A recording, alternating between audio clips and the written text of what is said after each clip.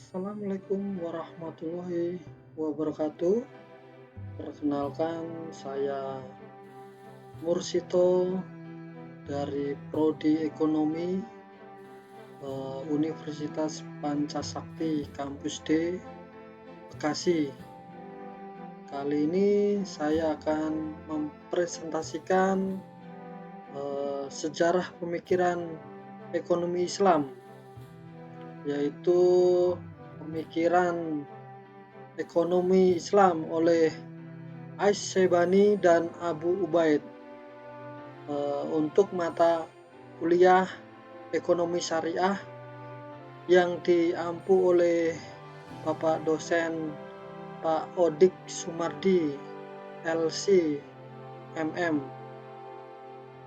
Puji syukur selalu tercurahkan kehadirat Allah Subhanahu wa Ta'ala, karena hanya kepadanya lah kita persembahkan segala bentuk pujian.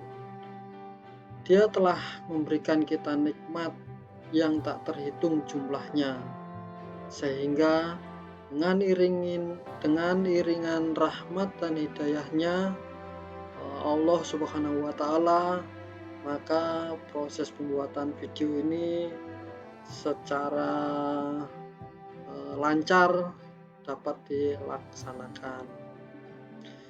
Sholawat serta salam selalu tercurahkan kepada junjungan kita Nabi besar Muhammad Sallallahu Alaihi Wasallam, karena beliaulah kita semua bisa mengetahui hukum-hukum Allah, sehingga kita bisa membedakan antara perkara yang hak dan batil, dan perkara yang halal dan haram, serta bisa mengetahui ridhoi dan murkai Allah Subhanahu wa Ta'ala.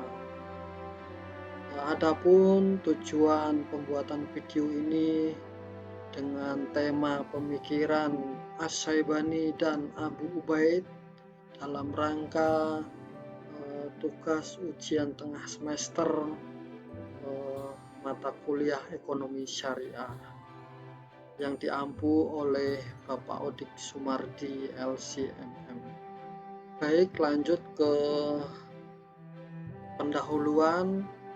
Dalam mempelajari sejarah merupakan suatu keharusan bagi setiap orang yang ingin mengetahui kebenaran yang terjadi di masa lampau, apapun jenis sejarah itu, baik berkaitan dengan politik, budaya, ekonomi, dan lain sebagainya. Banyak hal-hal yang tidak terekspos secara baik saat seseorang tidak memahami sejarah yang ada, terutama bagi seseorang pelajar yang mendalami sebuah ilmu. Berkaitan dengan ekonomi Islam, banyak hal-hal di masa Islam dahulu yang baru diketahui dan dipahami oleh segelintir orang yang memang berfokus pada bidang tersebut.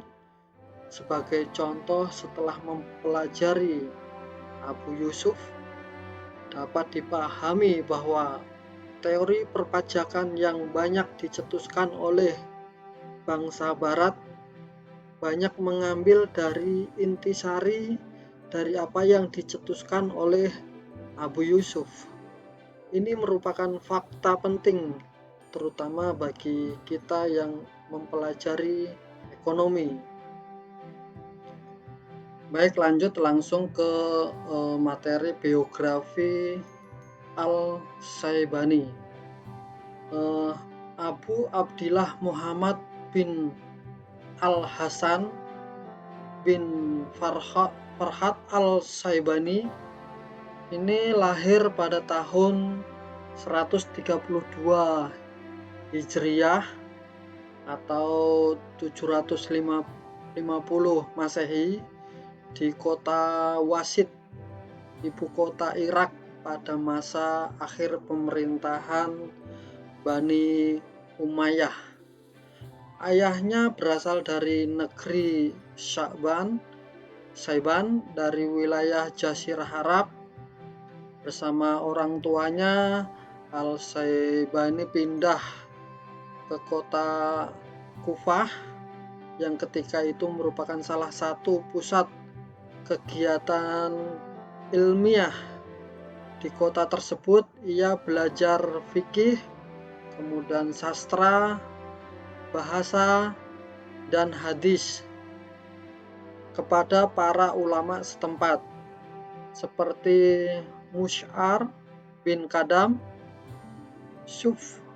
Sufyan Tsauri, kemudian Umar bin Ziyar, dan Malik bin Makhul. Pada saat berusia 14 tahun, berguru kepada Abu Hanifah selama 4 tahun, yakni sampai Abu Hanifah meninggal dunia. Setelah itu ia berguru pada Abu Yusuf, salah seorang murid terkemuka dan pengganti Abu Hanifah, sehingga keduanya tercatat sebagai penyebar mazhab Hanafi. Dalam menuntut ilmu, Al-Saibani banyak berinteraksi dengan berbagai ulama. Layaknya ulama terdahulu, ia berkelana berbagai tempat seperti Madinah, Mekah, Syria, Basrah, Khurasan untuk belajar pada ulama besar seperti Malik bin Anas, Sufyan bin Unayyah, dan Asy'ari. Ia juga pernah bertemu dengan Al-Syafi'i ketika belajar di Muwatta pada Malik bin Anas. Hal tersebut memberikan nuansa baru dalam pemikiran fikihnya. Al-Saibani menjadi lebih banyak mengetahui berbagai hadis yang luput dari pengetahuan Abu Hanifah. Dari keleluasaan pendidikannya ini, ia mampu mengkombinasikan antara aliran Al-Rayi di Irak dan Al-Hadis di Madinah. Setelah memperoleh ilmu yang memadai, Al-Saibani kembali ke Baghdad dan pada saat itu telah berada dalam kekuasaan Bani Abbasiyah. Di tempat ini ia mempunyai peranan penting dalam majelis ulama dan kerap didatangin para penuntut ilmu, apalagi ditunjang kebijakan pemerintah saat itu yang menjadikan mazhab Hanafi sebagai mazhab negara. Berkat keluasan ilmunya tersebut, setelah Abu Yusuf meninggal dunia, Khalifah Harun al-Rasyid mengangkatnya sebagai hakim di kota Rihoh, Irak. Namun tugas ini berlangsung singkat karena ia kemudian mengundurkan diri untuk lebih konsentrasi pada pengajaran dan penulisan fikih. Al-Saibani meninggal dunia pada tahun 189 Hijriah atau 804 Masehi di kota Al-Ray dekat Teheran dalam usia 58 tahun. Selama hidupnya, beliau dikenal sebagai ekonom muslim yang produktif dalam menuliskan pokok-pokok pemikiran fikihnya. Al-Saibani menggunakan istihsan sebagai metode ijtihadnya. Hasil karyanya yang berupa kitab diklasifikasikan menjadi dua golongan. Yang pertama Syaril al-Riwayah, yaitu kitab yang dituliskan berdasarkan pelajaran yang diberikan Abu Hanifah seperti Al-Mabsut, Al-Jami, Al-Kabir, Al-Jami Al-Sahir, Al-Syar Al-Kabir, Al-Syar Al-Sahir, kemudian Al-Syar Al-Ziyadat. Semua ini dihimpun Abi Al-Fat Muhammad Ibn Muhammad Al-Mahruzi dalam satu kitab berjudul Al-Kafi.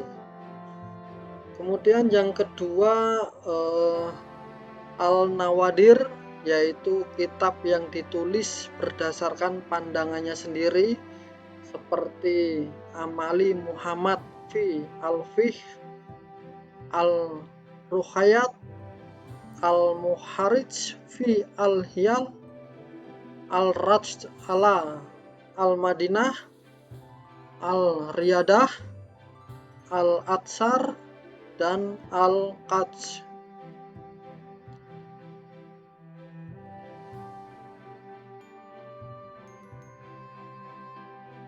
Dalam ekonomi Islam, Al-Syaibani merupakan salah seorang tokoh ekonomi Islam yang punya dampak yang cukup besar terhadap perkembangan ekonomi Islam. Bahkan Al-Janidal menyatakan bahwa Al-Syaibani merupakan salah seorang perintis ilmu ekonomi dalam Islam. Sebagai bukti dapat kita lihat dari pemikiran-pemikiran ekonomi yang beliau cetuskan. Di antaranya ada 5 yang kita garis bawahi, yaitu al-hasb atau kerja. Dalam kitab Al-Syaibani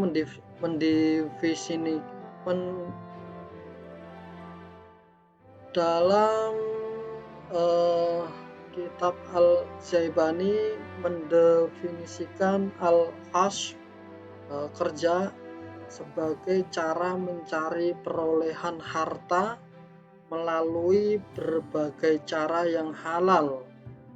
Dalam ilmu ekonomi, aktivitas tersebut dikenal sebagai aktivitas produksi. Pemikiran ekonomi Al-Syaibani merupakan salah seorang tokoh ekonomi Islam yang punya dampak yang cukup besar terhadap perkembangan ekonomi Islam. Bahkan Al-Janidal menyatakan bahwa Al-Syaibani merupakan salah seorang perintis ilmu ekonomi dalam Islam. Sebagai buktinya dapat kita lihat dari pemikiran-pemikiran ekonomi yang beliau cetuskan. Di antaranya ada 5 yang saya garis bawahi. Yang pertama, al-hasb atau kerja. Al-Syaibani mendefinisikan al-hasb kerja sebagai cara mencari perolehan harta melalui berbagai cara yang halal.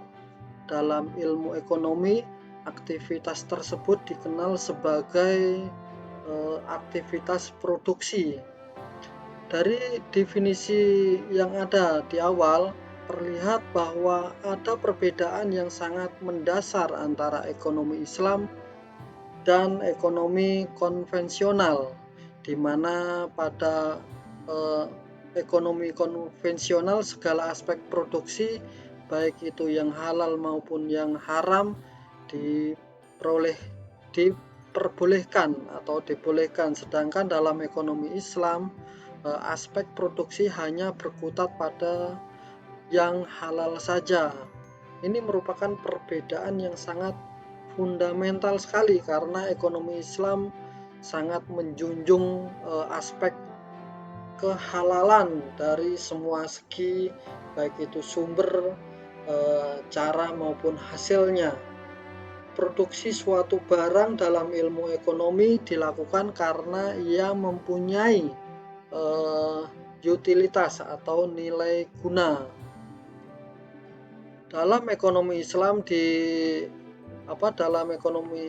nilai guna tersebut diukur dari kemaslahatan seperti yang diungkapkan oleh Al-Shatibi, bahwa kemaslahatan hanya bisa dicapai dengan memelihara 5 unsur pada kehidupan, yaitu agama, jiwa, akal, keturunan, dan harta.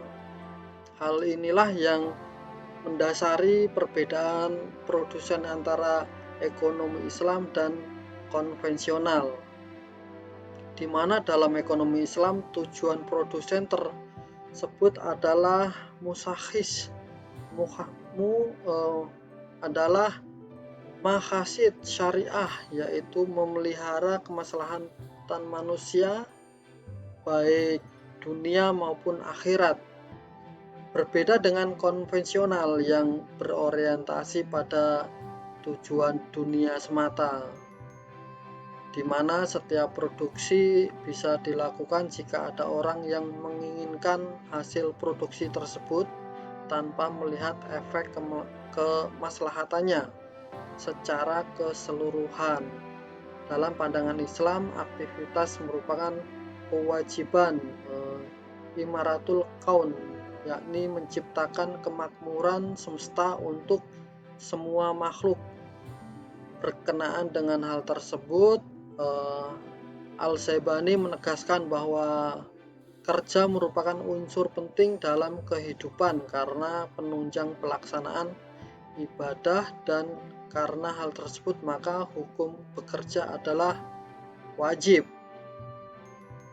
Kemudian yang kedua itu kekayaan dan kefakiran. Menurut Al-Syaibani, sekalipun banyak dalil yang menunjukkan keutamaan sifat-sifat kaya, sifat-sifat fakir mempunyai kedudukan yang lebih tinggi. Ia menyatakan bahwa apabila manusia telah merasa cukup dari apa yang dibutuhkan, kemudian bergegas pada kebajikan sehingga mencurahkan perhatian pada urusan akhiratnya, adalah lebih baik bagi mereka. Dalam konteks ini, sifat-sifat fakir diartikan sebagai kondisi cukup, bukan kondisi meminta-minta. Dengan demikian, pada dasarnya Al-Syaibani menyerukan agar manusia hidup dalam kecukupan, baik untuk dirinya sendiri maupun keluarganya. Di sisi lain, ia berpendapat bahwa sifat-sifat kaya berpotensi membawa pemiliknya pada kemewahan. Sekalipun begitu, ia tidak menentang gaya hidup yang lebih dari cukup asalkan kelebihan tersebut digunakan untuk kebaikan. Kemudian yang ketiga, klasifikasi usaha-usaha perekonomian. Menurut Al-Syaibani, usaha-usaha perekonomian terbagi atas 4 macam, yaitu sewa-menyewa, kemudian perdagangan, pertanian, dan perindustrian. Kemudian yang keempat, kebutuhan ekonomi. Yang terakhir, spesialisasi dalam yang kelima, spesialisasi dan distribusi pekerjaan. Syaibani menyatakan bahwa manusia dalam hidupnya selalu membutuhkan yang lain. Seseorang tidak akan menguasai pengetahuan semua hal yang dibutuhkan sepanjang hidupnya. Dan kalaupun manusia berusaha keras, usia akan membatasi dirinya. Dalam hal ini, kemaslahatan hidup manusia sangat tergantung pada dirinya. Oleh karena itu, Allah memberi kemudahan pada setiap orang untuk menguasai pengetahuan mengenai salah satu di antara kebutuhan tersebut, sehingga manusia dapat bekerja sama dengan memenuhi kebutuhan hidupnya. Baik, kita lanjut ke materi berikutnya, biografi Abu Ubaid. Abu Ubaid ini bernama lengkap Al-Hasim bin Salam bin Miskin bin Zaid Al-Harra Al-Asyadi Al-Baghdadi. Beliau terlahir di kota Hirah, Khurasan di sebelah barat laut Afghanistan pada tahun 150 Hijriah dari ayah keturunan Yanziu, maula dari suku Asyad. Abu Ubaid hidup pada masa Daulah Abbasiyah, mulai dari Khalifah Al-Mahdi. Beliau merupakan seorang ulama yang cerdas dan pintar, sehingga banyak ulama yang memujinya. Pada tahun 192 Hijriah, Syabit ibn Nasir ibn Malik, gubernur Tugur di masa pemerintahan Khalifah Harun al-Rasyid, mengangkat Abu Ubaid sebagai khodi'i atau hakim di Tarsus hingga tahun 210 Hijriah. Setelah itu, penulis Al-Amwal ini tinggal di Baghdad selama 10 tahun pada tahun 2019 Hijriah. Setelah berhaji, ia tinggal di Mekah sampai wafat. Ia meninggal pada tahun 224 Hijriah. Menurut Ibnu Rahubah, kita memerlukan seseorang seperti Abu Ubaid, tetapi Abu Ubaid tidak memerlukan kita. Sedangkan menurut Ahmad bin Hambal, Abu Ubaid adalah orang yang bertambah kebaikannya setiap harinya. Abu Ubaid menyusun suatu ikhtisar tentang keuangan publik yang bisa dibandingkan dengan kitab Al-Kharaj Abu Yusuf. Karyanya kitab Al-Amwal sangat kaya dengan sejarah materi ilmu hukum. Para penulis ekonomi Islam banyak mengutip buku ini, bahkan telah diterjemahkan ke dalam bahasa Urdu tanpa ada pengantar ataupun analisis terhadap isinya. Bagi Abu Ubaid, satu hari mengarang itu lebih utama baginya daripada memukulkan pedang di jalan Allah. Kitab Al-Anwal dari Abu Ubaid merupakan suatu karya yang lengkap tentang keuangan negara Islam. Kitab Al-Amwal ini sangat kaya dengan sejarah perekonomian Islam dari separuh pertama abad kedua Islam. Buku ini juga merupakan ringkasan tradisi asli dari Nabi Shallallahu Alaihi Wasallam dan laporan para sahabat dan pengikutnya tentang masalah ekonomi Islam. Pemikiran ekonomi Abu Ubaid ini banyak sekali ya. Ini kita kutip beberapa di antaranya. Yang pertama, filosofi hukum dari sisi hukum, filosofi hukum dari sisi hukum. Jika buku Al-Amwal Abu Ubaid dievaluasi dari sisi filsafat hukum, maka akan tampak bahwa Abu Ubaid menekankan keadilan sebagai prinsip utamanya. Baginya, tujuan dari prinsip ini akan membawa kepada kesejahteraan ekonomi dan keselarasan sosial pada dasarnya yang memiliki pendekatan yang berimbang kepada hak individu, publik, dan negara. Kemudian yang kedua ada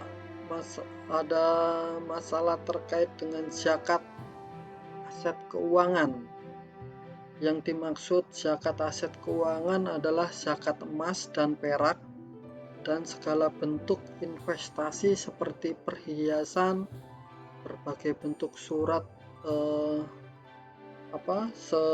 berharga seperti persediaan obligasi dan sertifikat investasi. Kemudian yang ketiga, zakat perdagangan. Zakat perdagangan adalah barang-barang yang diperjualbelikan dengan syarat adanya niat dan tujuan dari si pemilik aset untuk memperdagangkan aset tersebut. Kewajiban adanya zakat perdagangan bisa dilihat di dalam Al-Quran surat Al-Baqarah ayat 267. Kemudian yang keempat itu kepemilikan dalam konteks kebijakan perbaikan pertanian. Abu Ubaid mengakui adanya kepemilikan pribadi dan kepemilikan publik, sesuatu yang baru dalam hubungan antara kepemilikan dengan kebijakan perbaikan pertanian ditemukan oleh Abu Ubaid, yaitu berupa kebijakan pemerintah seperti iktok tanah, gurun, dan deklarasi resmi terhadap kepemilikan individu atas tanah tandus yang disuburkan. Maka tanah tersebut diberikan dengan persyaratan diolah dan dibebaskan dari membayar pajak. Tetapi dari tanah tersebut dibiarkan menganggur selama 3 tahun berturut-turut, maka akan didenda dan dialihkan kepemilikan atas tanah tersebut. Tanah gurun yang termasuk dalam hima juga akan direklamasikan jika tidak ditanami selama 3 tahun dapat ditempati orang lain, menurut Abu Ubaid. Dari sumber publik seperti air, padang rumput, pengembalaan, dan tambang minyak tidak boleh dimonopoli pada hima.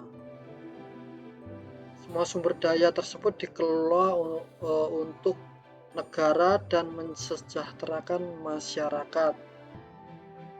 Kemudian yang kelima ada pertimbangan kebutuhan.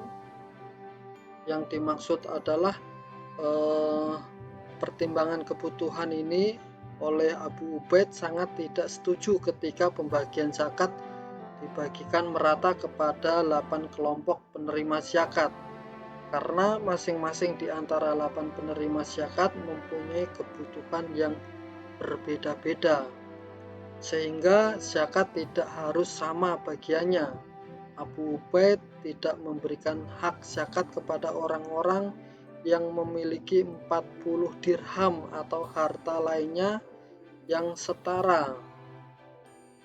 Dan di sisi lain, orang yang memiliki 200 dirham wajib mengeluarkan zakat. Dari keterangan di atas, Abu Ubaid mengidentifikasikan ada 3 kelompok sosioekonomi yang berkaitan dengan status zakat tersebut. 3 kelompok itu adalah kalangan orang kaya yang terkena wajib pajak, kemudian yang kedua kalangan menengah yang tidak terkena wajib pajak tetapi juga tidak berhak menerima zakat, kemudian yang ketiga kalangan penerima zakat.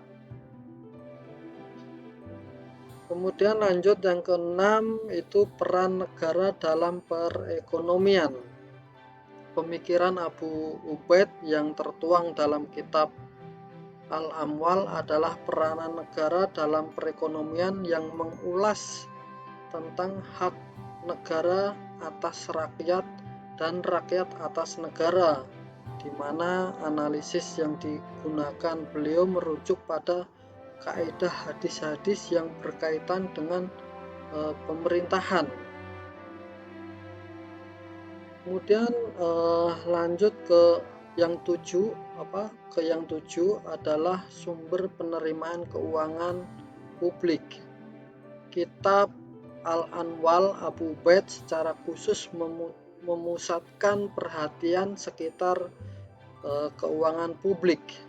Analisis yang beliau titik beratkan adalah pada praktek yang dilakukan Rasulullah, Khulafaur Rasyidin, terutama Umar bin Khattab dan Umar bin Abdul Aziz sebagai contoh ideal dalam pengelolaan keuangan publik. Kemudian yang kedelapan ada pembelanjaan penerimaan keuangan.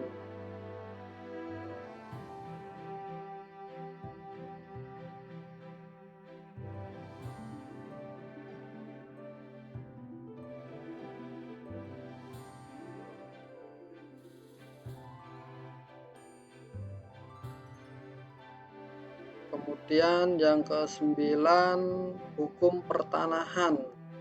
Pemikiran Abu Ubaid mengenai hubungan antara rakyat dan negara demi stabilitas kesejahteraan rakyat dan negara. Selain masalah administrasi keuangan publik yang terdapat dalam kitab Al-Amwal, beliau berbicara mengenai hukum pertanahan. Para fuqaha membagi tanah yang berada dalam wilayah negara Islam menjadi tanah usir dan kharaj, dan Abu Ubaid menyebutkan hukum pembagian tanah yang bukan kharaj ada empat macam, yaitu yang pertama, setiap tanah yang diserahkan oleh pemiliknya kepada negara seperti tanah Madinah, Mekah, Taif, dan Yaman. Kemudian yang kedua, setiap tanah yang diambil kemudian negara tidak melihat menjadikannya fa'i, akan tetapi menjadikannya ghanimah yang dibagi 4 dari 1/5 yang diambil diantaranya mereka yang turut menaklukkan, khususnya seperti yang telah dilakukan Rasulullah terhadap tanah Khaybar. Kemudian yang ketiga, tanah biasa yang tidak diurusi dan tidak dianggap kemudian oleh kepala negara dipetakan kepada seorang di Jazirah Arab atau di daerah lainnya. Kemudian seperti yang dilakukan Rasulullah yang mengiktokan tanah Yaman, Basrah. Lalu yang keempat, setiap tanah yang mati dan dihidupkan oleh seorang muslim dengan mengairi dan menanami. Berikut ini adalah hukum-hukum pertanahan yang dikemukakan oleh Abu Ubaid. Kemudian yang terakhir, yang ke-10, fungsi uang. Menurut Abu Ubaid, terdapat 2 fungsi uang yang tidak mempunyai nilai intrinsik sebagai standar dari nilai pertukaran dan sebagai media pertukaran. Dalam hal ini ia menyatakan adalah hal yang tidak diragukan lagi bahwa emas dan perak tidak layak untuk apapun kecuali keduanya menjadi harga dari barang dan jasa. Demikian presentasi kali ini. Saya ucapkan terima kasih. Assalamualaikum warahmatullahi wabarakatuh.